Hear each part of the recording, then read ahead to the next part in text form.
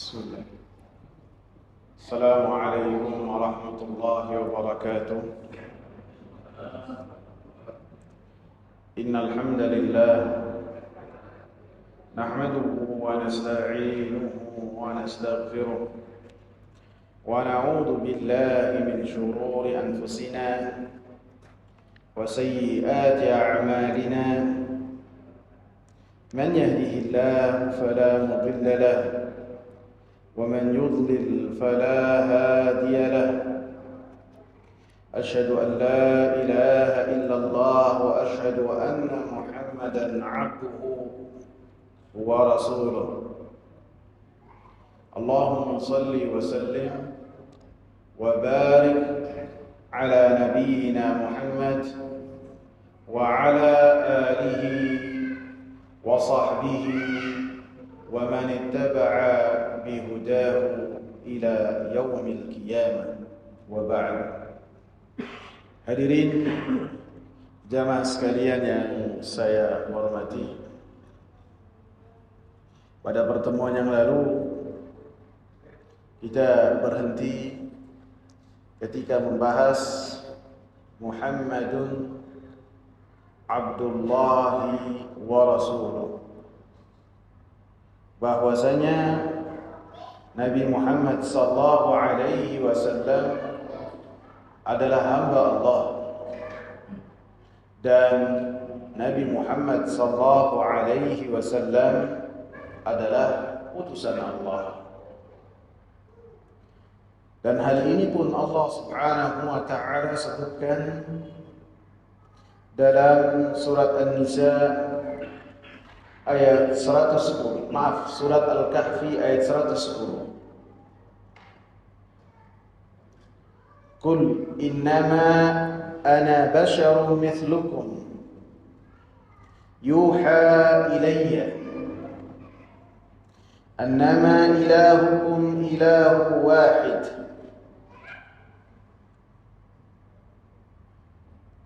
Katakanlah, wahai Nabi Muhammad sallallahu alaihi wasallam,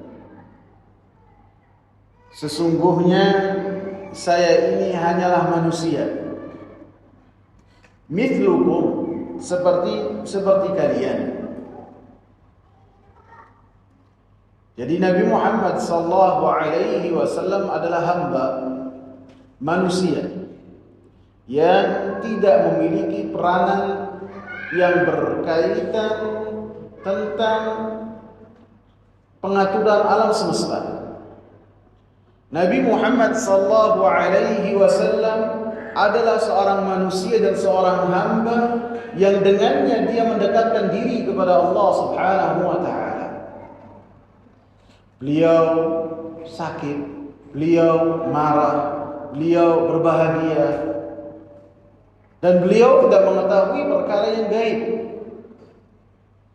Akan tetapi keistimewaan yang beliau miliki, yuha ilayya, sesungguhnya saya ini mendapatkan wahyu dari Allah Subhanahu wa taala, dan inilah yang tidak dimiliki yang lainnya.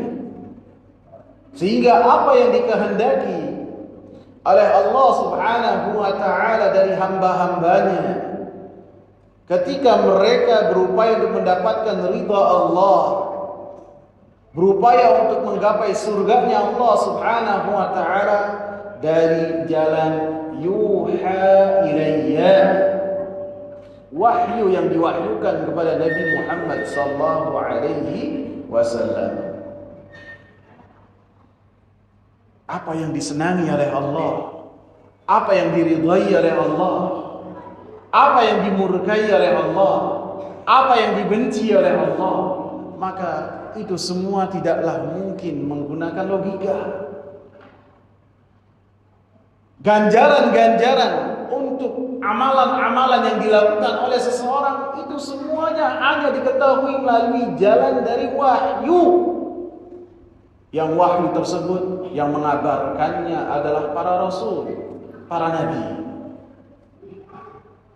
Sehingga pada pertemuan yang lalu, di ujung pertemuan kemarin, kita menyebutkan Salah seorang sahabat yang mulia, Abdullah bin Amr bin Al-As, memiliki keahlian menulis dan membaca. Yang mana keahlian itu sangatlah sedikit dimiliki oleh para sahabat. Ali radhiyallahu anhu bisa menulis membaca. Abdullah, sahabat yang kita sebutkan tadi, memiliki kepandaian menulis dan membaca. Muawiyah radhiyallahu anhu memiliki kepandaian yang demikian.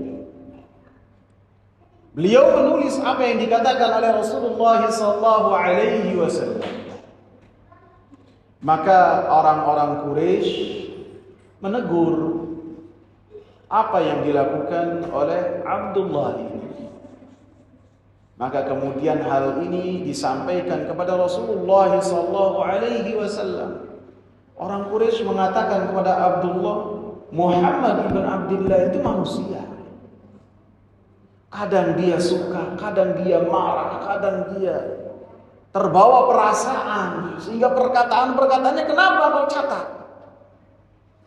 Maka ketika hal ini disampaikan kepada Rasulullah sallallahu alaihi wasallam, maka Rasulullah mengatakan, "Uktub, tulis semua yang keluar dari mulutku ini. Fawalladzi nafsi biyadihi." Maka demi jiwaku yang berada di tangannya, ma yakhruju min fi, tidaklah keluar dari mulutku ini illal haq, kecuali yang benar, kecuali hak, kecuali wahyu dari Allah Subhanahu wa taala.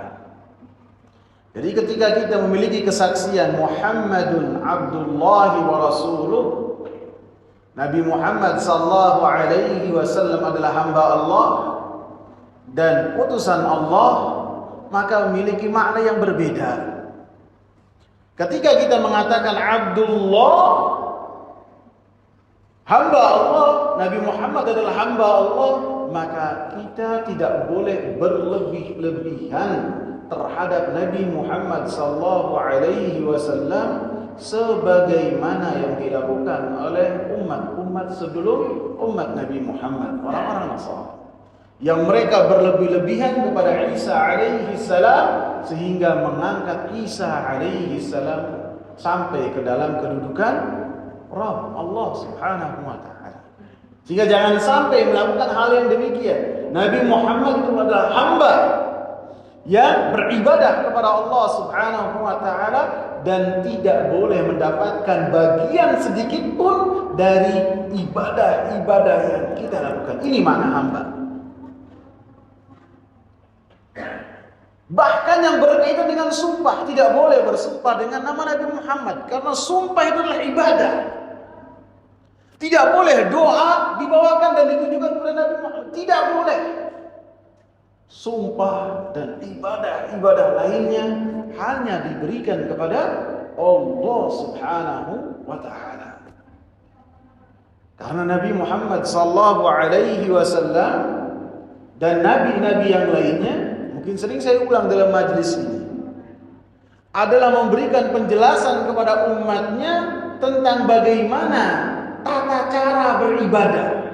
Adapun ketika beribadahnya langsung kepada Allah Subhanahu wa taala, tidak membutuhkan perantara walaupun dari Nabi Muhammad ataupun yang lainnya, langsung kepada Allah Subhanahu wa taala. Bahkan dalam hal doa,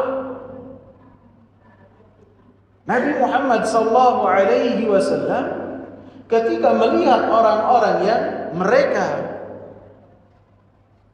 berhajat terhadap doa, Nabi tidak menganjurkan mereka berdoa kemudian dipanjatkan doanya oleh Nabi, tidak. Sahabat-sahabat yang mulia, mereka tidak pernah meminta doa kepada Nabi, tidak. Yang melakukan hal tersebut adalah sahabat-sahabat yang mereka bisa jadi bertemu dengan Nabi sekali dua kali saja. Adapun seperti Amr bin al-As, seperti Abu Bakar As-Siddiq, ketika beliau pengen berdoa kepada Allah supaya dosa-dosanya diampuni dan memiliki doa yang doanya dia dapat dari Nabi, maka dia bertanya kepada Nabi, "Ya Rasulullah, alimni doa ad'u bihi fi salati. Ya Rasulullah, ajarkanlah kepadaku satu doa. Yang doa tersebut saya bacakan dalam salat saya. Tuh perhatikan, Abu Bakar radhiyallahu anhu tidak meminta doa kepada Nabi, wahai Nabi, doakanlah saya untuk ini dan itu. Walaupun itu boleh, karena Nabinya masih hidup.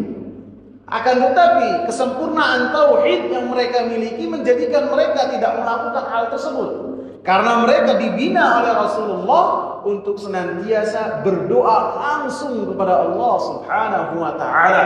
Dan ketika seorang berdoa langsung kepada Allah, doanya ibadah, hatinya, jasadnya, kepalanya semuanya menghadap kepada Allah Subhanahu wa taala, menunjukkan kemurnian tauhid yang dimiliki oleh orang tersebut. Adapun ketika kita mengatakan Rasulullah Muhammad ibn Abdillah itu bukan hanya semata hamba, akan tetapi utusan Allah. Artinya ini adalah bantahan bagi umat sebelum kita yang mana mereka sangatlah meremehkan para nabi, yaitu orang-orang Yahudi. Orang-orang Yahudi mereka sangat meremehkan para nabi. Dari Nabi Musa, Nabi Zakaria mereka bunuh, dan nabi-nabi yang banyak mereka perangi. Mereka tidak mempedulikan nabi tersebut. Bahkan Nabi Muhammad SAW pun yang mereka ketahui sifat-sifatnya dari kitab-kitab mereka, mereka membangkangnya. Mereka memerangi Nabi Muhammad SAW. Bahkan Nabi Muhammad SAW dalam peperangan Khaybar diracun oleh perempuan Yahudiyah. Sampai tahun ke-11 Hijriah di akhir hayat Nabi masih merasakan sakit dari racun yang beliau makan di Khaybar tersebut. Sehingga para ulama mengatakan Nabi juga termasuk wafatnya dalam keadaan syahid. Artinya orang-orang Yahudi mereka sangatlah meremehkan Nabi. Dalam Al-Quran bisa kita dapati bagaimana pembangkangan mereka terhadap Nabi Musa. Allah abadikan. Dari disuruh berperang menolak, padahal dijamin oleh Allah bakalan menang, menolak. Disuruh masuk ke Baitul Maqdis dalam keadaan sujud, malah ngesok. Mereka membangkang. Disuruh berperang, jawaban mereka dengan penuh jawaban yang sangat kurang ajar sekali. Berperanglah kamu wahai Musa dengan Rabbmu. Sangat kurang ajar kepada Nabiullah Musa alaihi salam. Bahkan menuduh Nabi Musa alaihi salam yang Allah katakan wa kana indallahi wajiha. Sesungguhnya Musa di sisi Allah memiliki kedudukan yang sangat besar. Mereka menuduh Nabi Musa alaihi salam memiliki kekurangan fisik. Apa tuduhan mereka kepada Nabi Musa? Kekurangan fisiknya apa? Karena bukan. Karena orang-orang Bani Israel ketika mandi mereka bareng-bareng. Adapun Nabi Musa tidak mau untuk auratnya dilihat. Maka mereka mengatakan bahwasanya buah zakarnya Nabi Musa itu besar. Apa bahasa kita ini? Hernia kali ya? Iya. Mereka menuduh dengan tuduhan tersebut. Maka Allah Subhanahu wa taala murka terhadap hal tersebut. Sangat kurang ajar sekali. Maka ketika kita mengatakan dalam kesaksian kita Rasulullah bantahan terhadap orang-orang Yahudi yang mana mereka meremehkan para nabi, menghinakan para nabi dan tidak menghormati para nabi. Abdullah untuk bantahan orang-orang yang sangat berlebih-lebihan kepada nabi, Maka al-Islam adalah yang dibawa oleh Nabi Muhammad sallallahu alaihi wasallam di tengah-tengah dari yang berlebih-lebihan dan dari yang sangat tidak hormat terhadap Nabi, meremehkan Nabi. Berada di tengah. Kemudian disebutkan bahwasanya kesaksian kita bahwasanya la ilaha illallah, kesaksian tersebut memiliki konsekuensi bahwasanya ketika kita beribadah hanya untuk Allah Subhanahu wa taala semata, tidak boleh dipalingkan kepada selain Allah Subhanahu wa taala, siapapun itu. Karena la ilaha, tiada sesembahan, tiada peribadatan yang benar ditujukan kecuali kepada Allah Subhanahu wa taala.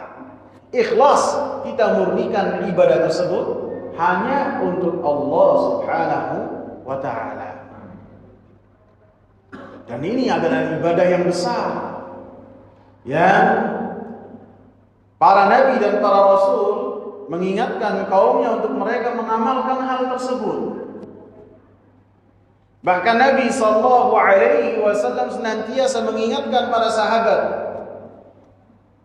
untuk memperbaharui keimanan mereka dengan mengucapkan dan kalimat la ilaha illallah, untuk diulang-ulang, untuk dipelajari, untuk diingatkan lagi.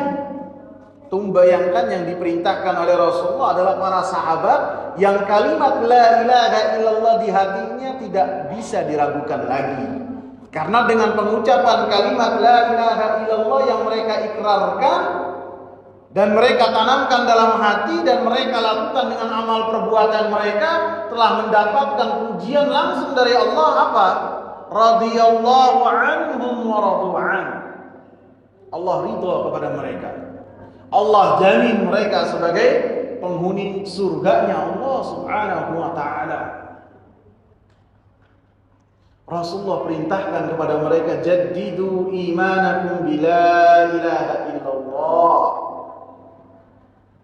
Perbaikilah dan perbaharuilah keimanan kalian dengan kalimat la ilaha illallah, dengan mengucapkannya sebagai bentuk zikir kita kepada Allah Subhanahu wa taala, dan dengan memahami kalimat la ilaha illallah. Fa innal imana yadhbulu yakhlaqu kama yakhlaqu thawbu ahadikum, kata Rasulullah. Maka sungguhnya keimanan itu, keimanan bisa akan usang sebagaimana baju salah seorang di antara kita bisa usang. Baru dipakai baru enak dilihatnya, dipakai terus menerus 4 tahun 5 tahun, kelihatan ini baju lama, usang.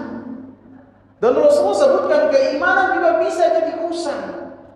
Kalau sudah usang, loyo, mengecil, bahkan bisa dicabut dari dada seseorang. Ketika karunia iman, karunia lafaz, karunia kalimat la ilaha illallah yang Allah berikan di dadanya, tidak pandai ia bersyukur kepada Allah Subhanahu wa ta'ala.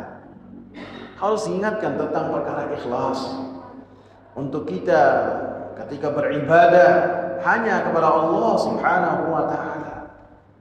Dan Rasulullah sallallahu alaihi wasallam sebutkan dalam banyak hadis, seperti dalam hadis qudsi, ana aghna syuraka 'anil syirki man asyraka ma'i ghairi taraktuhu wa syirkahu. Saya adalah yang paling tidak butuh dengan sekutu-sekutu ketika seseorang beribadah kepadaku, kata Allah. Siapa yang beribadah kepadaku kemudian ia berserikat dengan orang lain ketika beribadah, baik kepada orang atau kepada malaikat ataupun kepada apapun juga selain Allah, maka Allah campakkan dia dengan apa yang dengan apa yang ia jadikan untuk Allah sekutu. Allah Ta'ala. Bahkan yang berkaitan dengan amalan-amalan yang besar. Mungkin hadisnya tidak asing bagi kita. Akan tapi wadzakir fa inna dzikra tanfa'ul mu'minin. Ulangi lagi, berilah peringatan. Karena mengulangi dan memberikan peringatan itu bermanfaat buat orang-orang yang beriman, termasuk saya yang menyampaikan. Bermanfaat. Rasulullah sebutkan ada 3 orang yang melakukan amalan-amalan yang besar. Yang pertama, seorang alim, seorang qari, ahli Al-Quran. Kita dalam khutbah tadi menyebutkan tentang keutamaan Quran. Orang yang paling bagaimana tahu barometer keimanan dia kepada Allah, ia harus dekat dengan Al-Quran. Kalau dekat, berarti cintanya dia kepada Allah dan Rasulnya besar. Apabila tidak pernah menyentuh Al-Quran, tidak pernah memegang Al-Quran, berarti dia tidak cinta kepada Allah. Dan Rasulullah pun katakan, sebaik-baik kalian adalah orang yang belajar Al-Quran.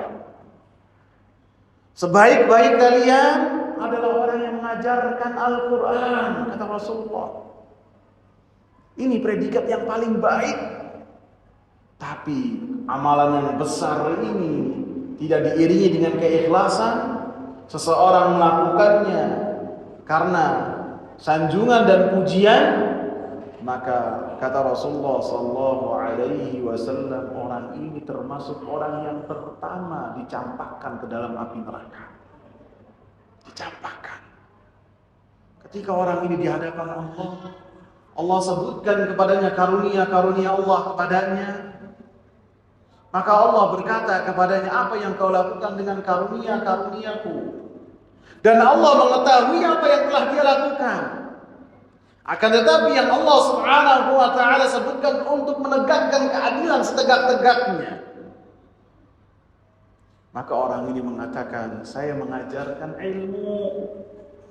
Saya mengajarkan kepada manusia Al-Quran. Saya membaca kitab Engkau. Karena Engkau ya Allah, maka Allah yang mengetahui apa yang ada di dalam hati seseorang. Hari kiamat disebut oleh Allah dengan yauma tublas sarair. Hari yang rahasia-rahasia itu nampak. Amalan hati ketika di dunia tidak ada yang mengetahuinya kecuali Allah dan pelakunya. Pada hari kiamat ditampakkan. Maka Allah katakan, kadzabta, engkau dusta. Engkau melakukan hal tersebut supaya dikatakan sebagai orang alim, supaya dikatakan sebagai ahli baca Al-Quran.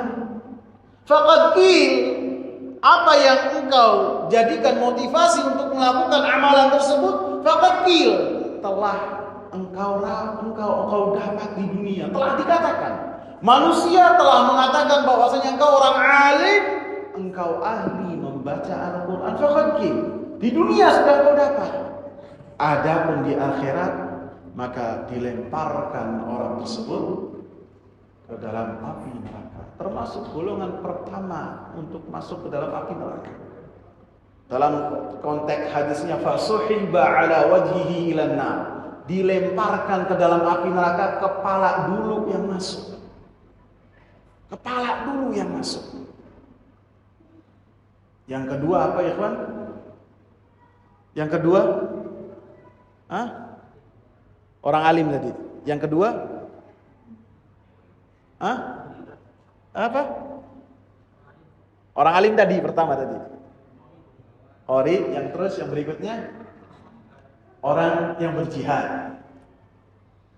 Orang yang berjihad ini, jihad ini amalan yang dikatakan oleh Rasulullah dhirwatu sanamil Islam, puncak tertinggi di dalam Islam. Sehingga ketika Rasulullah mengatakan, ma min ayyamin al-amalu salihu ahabbu ila Allah min hadhihi al-ayyamil ashr. Tidak ada amal saleh yang lebih dicintai oleh Allah daripada amalan-amalan yang dilakukan di 10 hari pertama di bulan Dzulhijjah. Maka para sahabat ketika mendengar hal tersebut langsung membandingkan dengan amalan yang paling besar di kepala mereka. Walal jihad fi sabilillah ya Rasulullah, bahkan 10 hari pertama di bulan Dzulhijjah ini mengalahkan jihad fi sabilillah.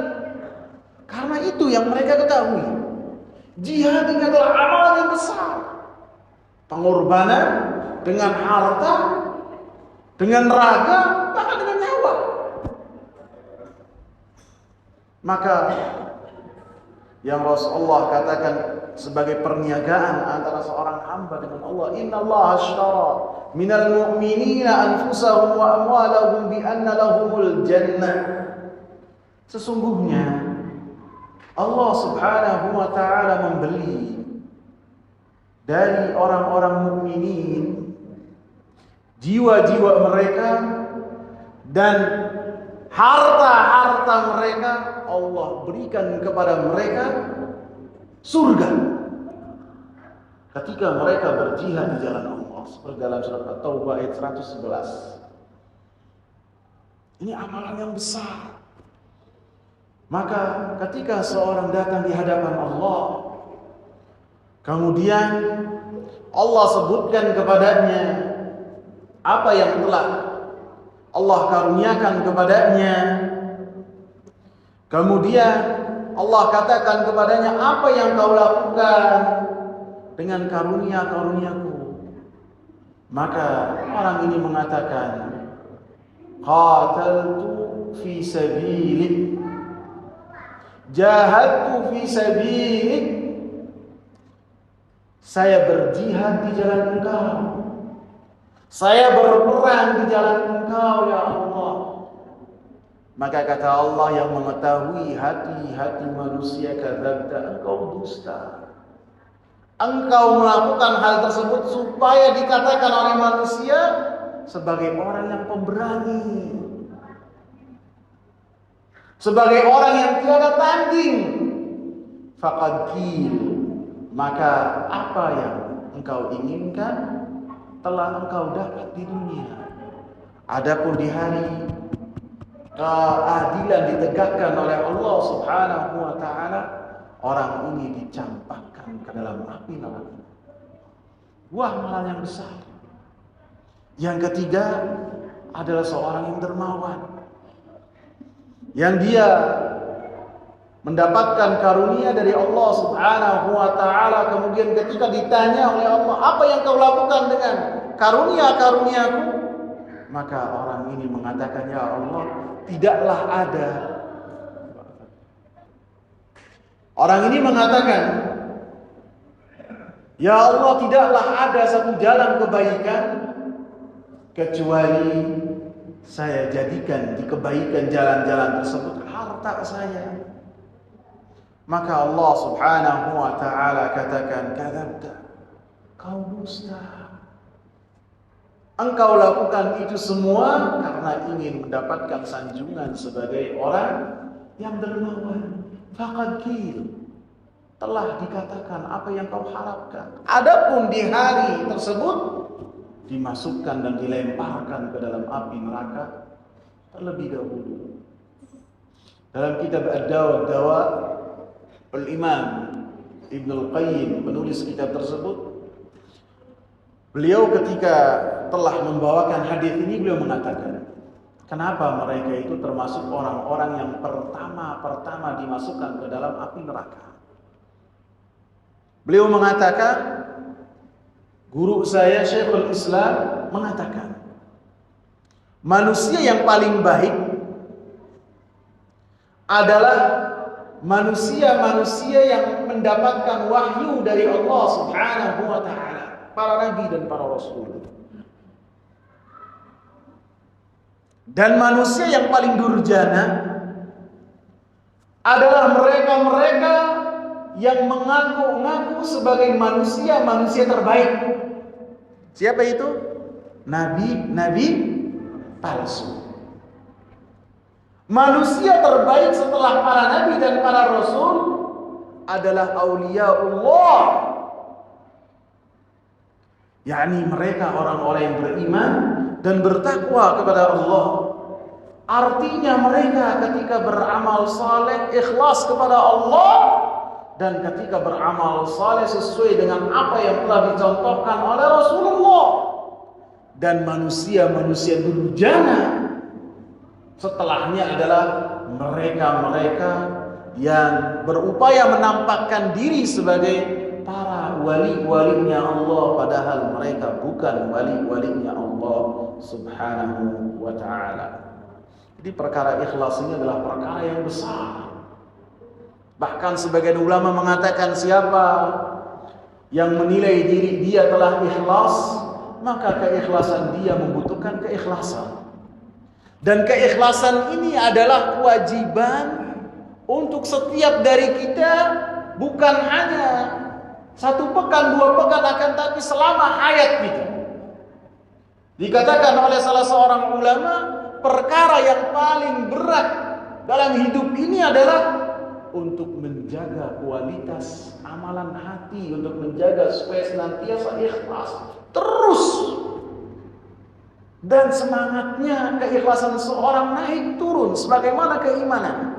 Dan seorang harus senantiasa memupuk keikhlasannya. Dan termasuk perbuatan syirik kepada Allah subhanahu wa ta'ala, ketika seseorang meninggalkan perbuatan amal saleh karena ia takut oleh pandangan-pandangan manusia.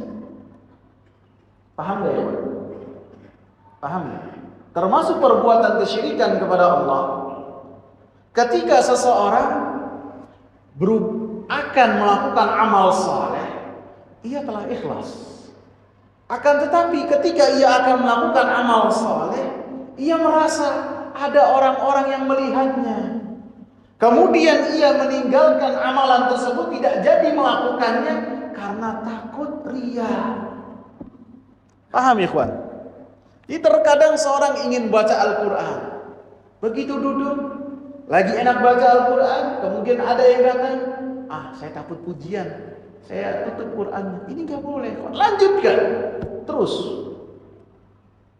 Walaupun amalan-amalan yang paling baik adalah ketika amalan tersebut sifatnya rahasia antara seseorang dengan Allah subhanahu wa ta'ala.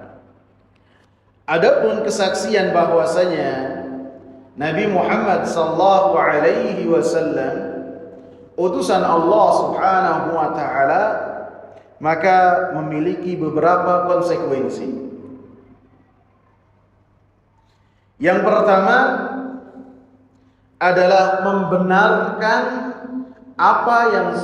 membenarkan semua yang dikabarkan oleh Rasulullah sallallahu alaihi wasallam. Membenarkan. Tidak boleh ragu sedikit pun dengan apa yang telah dikabarkan oleh Rasulullah sallallahu alaihi wasallam. Karena ini konsekuensi bahwasanya Nabi Muhammad Rasulullah, utusan Allah. Sehingga apa yang dikabarkan oleh Rasulullah itu adalah wahyu dari Allah subhanahu wa ta'ala.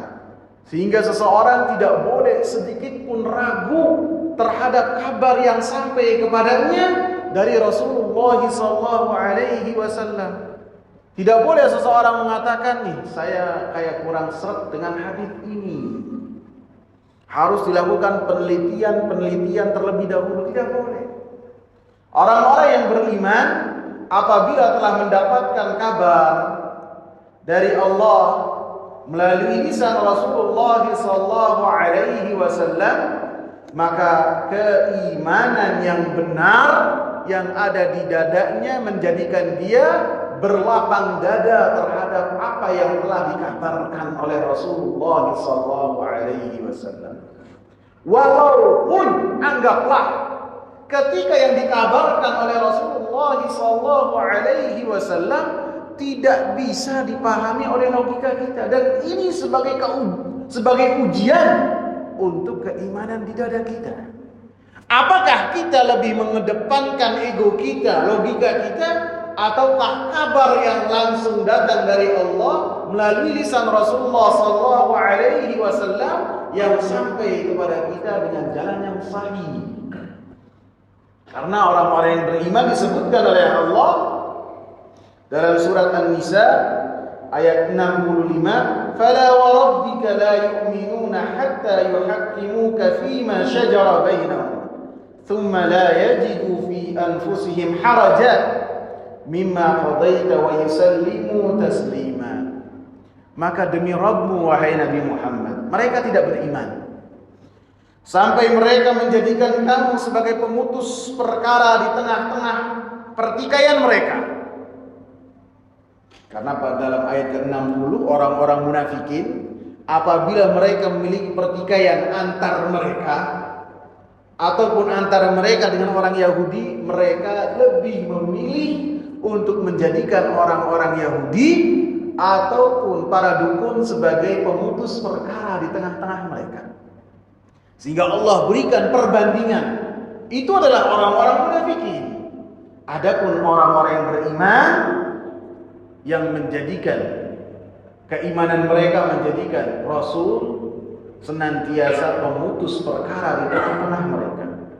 Bukan hanya menjadikan Nabi pemutus perkara di tengah-tengah mereka untuk menentukan siapa yang benar dan siapa yang salah. Ketika mendapatkan apa yang dikatakan oleh Rasul, mereka thumma la yajidu fi anfusihim haraja. Mereka tidaklah mendapati dalam diri-diri mereka kesempitan. Mereka menerima terhadap apa yang dikabarkan oleh Rasulullah sallallahu alaihi wasallam. Ada ikhwan? Masih 1 menit lagi. Dicontohkan oleh Abu Bakar As-Siddiq radhiyallahu anhu, banyak kisah-kisah dari para sahabat yang menunjukkan hal seperti ini. Disebutkan oleh Aisyah radhiyallahu anha, ketika Nabi sallallahu alaihi wasallam diisrakan oleh Allah Subhanahu wa taala menuju Masjidil Aqsa, perjalanan yang sangat panjang. Begitu kembali ke kota Mekah, Nabi mengabarkan, maka orang-orang Mekah mengolok-olok Nabi sallallahu alaihi wasallam. Kemudian di pagi hari tersebut Abu Bakar tidak ada, karena beliau adalah seorang saudagar. Yang saudagar di kota Mekah, keluar dari kota Mekah.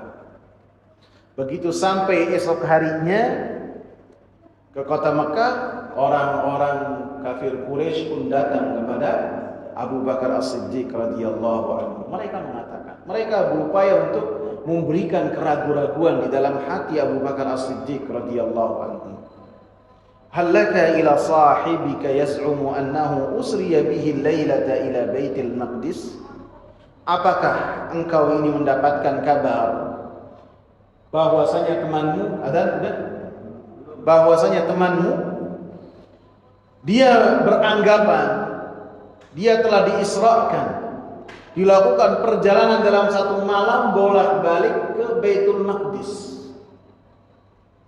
Karena mereka mengatakan kuda yang paling cepat juga tidak mungkin. Lebih-lebih dikabarkan lagi Nabi dimi'rajkan oleh Allah Subhanahu wa taala. Kemudian Abu Bakar belum mendengar hal ini dari Nabi. Dia hanya mengatakan awa qala dzalika. Apakah Muhammad ibn Abdullah mengatakan hal tersebut? Qalu na'am, ya, Muhammad mengatakan hal tersebut. Maka keimanan yang besar di dada Abu Bakar As-Siddiq menjadikan beliau berkata, la in kana qala dzalika laqad sadaq. Apabila Muhammad telah berkata demikian, maka dia telah benar, telah jujur. Kemudian mereka pun berupaya untuk menjadikan Abu Bakar ragu-ragu. Apakah kau membenarkan Muhammad ini dalam satu malam bolak-balik ke Baitul Maqdis dan sampai ke kota Mekah sebelum waktu subuh? Maka kata Abu Bakar, "Na'am, ya, saya membenarkan. Inni la usaddiquhu fima huwa ab'adu min dzalik." Saya membenarkan Nabi Muhammad sallallahu alaihi wasallam yang lebih dari itu. Saya membenarkan Nabi Muhammad sallallahu alaihi wasallam mengabarkan kepada kita kabar dari langit, kabar dari Allah Subhanahu wa taala pagi dan petang. Saya tidak ragu terhadap hal tersebut. Maka setelah itu Abu Bakar As-Siddiq mendapatkan julukan As-Siddiq yang membenarkan Nabi Muhammad sallallahu alaihi wasallam, yang berkaitan dengan membenarkan kabar dari Nabi sallallahu alaihi wasallam. Dicontohkan juga oleh Ali radhiyallahu anhu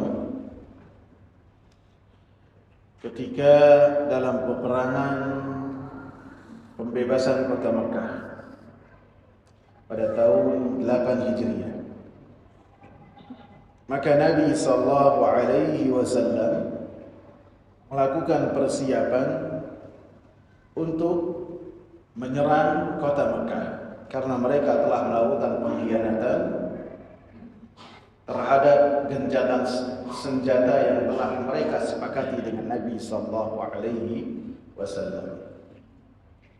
Dan dalam setiap peperangan yang Nabi sallallahu alaihi wasallam lakukan, maka beliau senantiasa berupaya untuk menjadikan mata-mata musuh itu, intelijen yang ada di sekitar kota Madinah ataupun mata-mata yang mereka mengabarkan kepada orang-orang Quraisy supaya mereka tersalahkan dalam menyampaikan info ini. Sehingga Rasulullah terkadang akan menyerang Mekah misalnya, maka Nabi mengutus pasukan kecil seakan-akan menuju ke arah yang berlawanan. Dan ini Nabi lakukan di setiap peperangan Nabi kecuali dalam perang Tabuk. Nabi tidak melakukan hal tersebut. Maka dalam peperangan pembebasan kota Mekah, Nabi melakukan hal tersebut dan berdoa kepada Allah Subhanahu wa taala. Allahumma khudhil uyuna wal akhbara an Quraisy hatta nabagtuha fi biladiha. Ya Allah, tutuplah mata-mata orang-orang Quraisy ini. Kabar-kabar dari kami jangan sampai ke kota Mekah bahwasanya kami akan menyerang kota Mekah. Sampai kita itu menyerang mereka dan mereka terkaget-kaget dengan serangan tersebut. Dan apa yang didoakan oleh Rasulullah sallallahu alaihi wasallam dikabul oleh Allah. Dan apa yang ditakutkan dan dikhawatirkan oleh Rasulullah terjadi. Ada seorang sahabat yang bernama Hatib ibn Abi Balta'ah. Bukan orang munafik, sahabat yang mulia.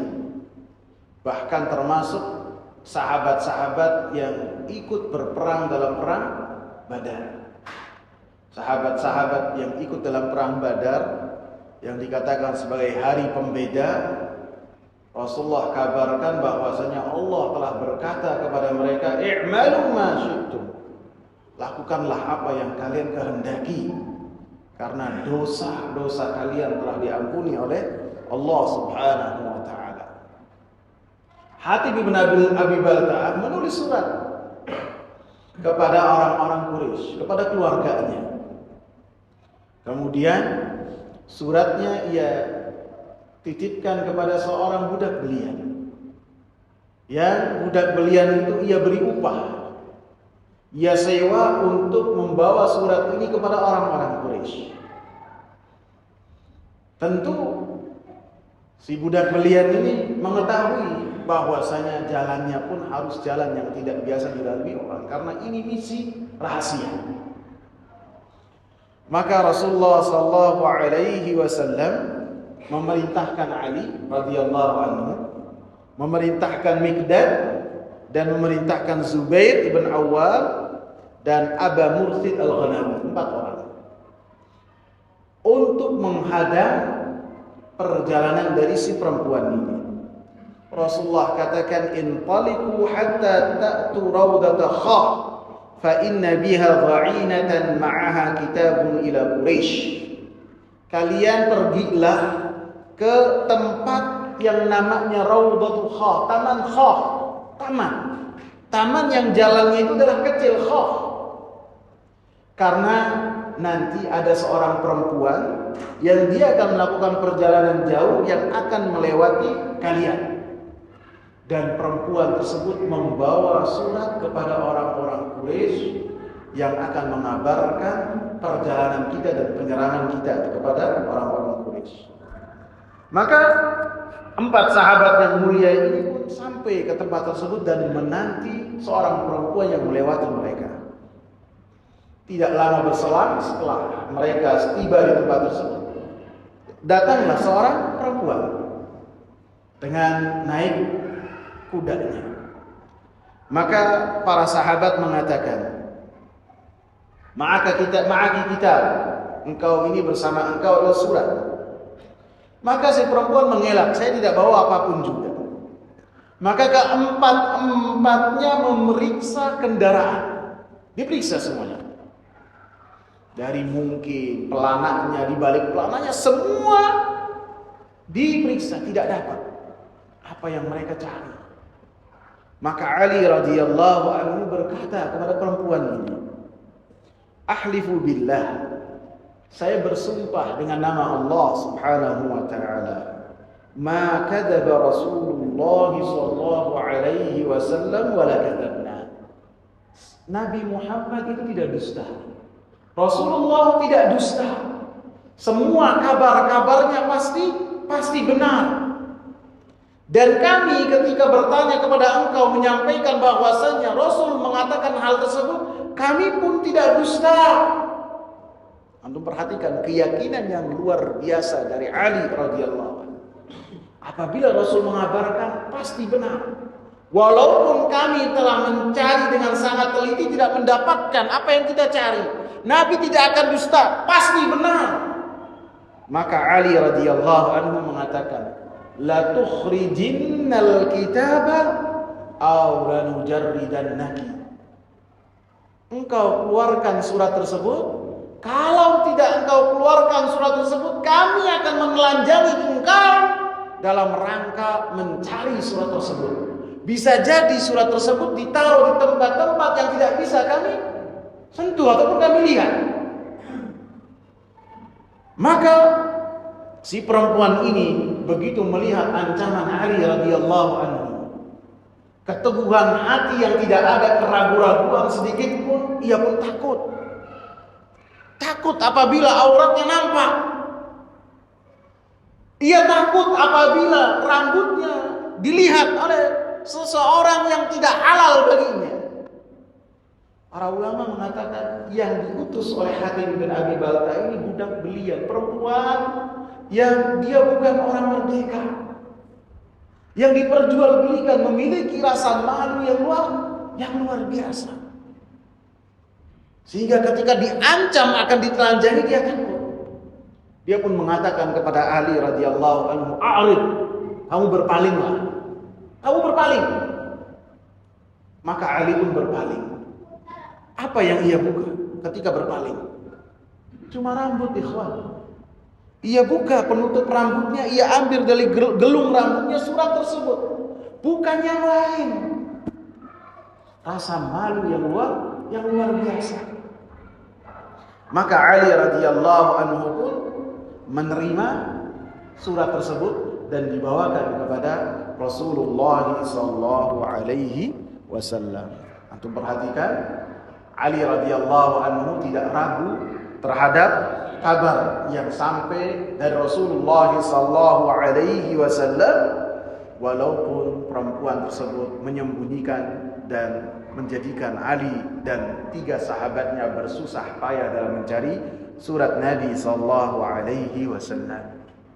Surat itu tidak tahunya mengabarkan kepada orang-orang Quraisy tentang persiapan Nabi sallallahu alaihi wasallam.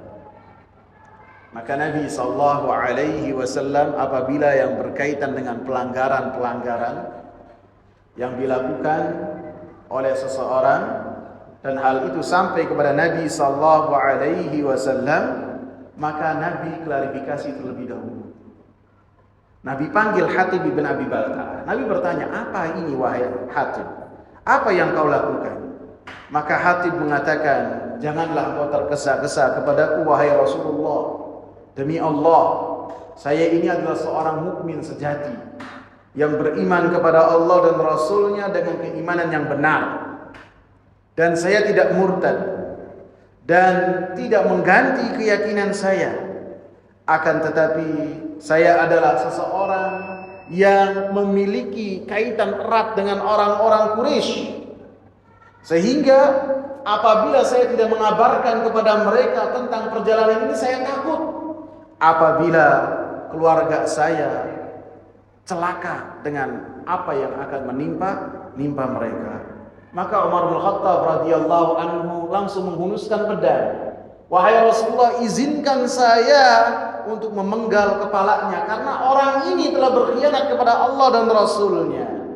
Maka Rasulullah katakan, tidak bisa wahai Umar, orang ini telah ikut dalam perang Badar.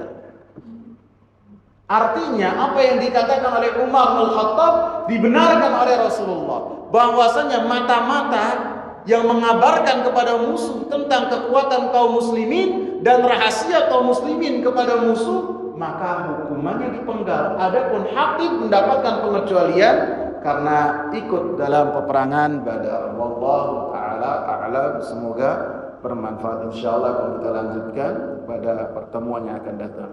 Subhanakallah wa bihamdika asyhadu an la ilaha illa anta astaghfiruka wa atubu ilaik. Assalamu alaikum warahmatullahi wabarakatuh.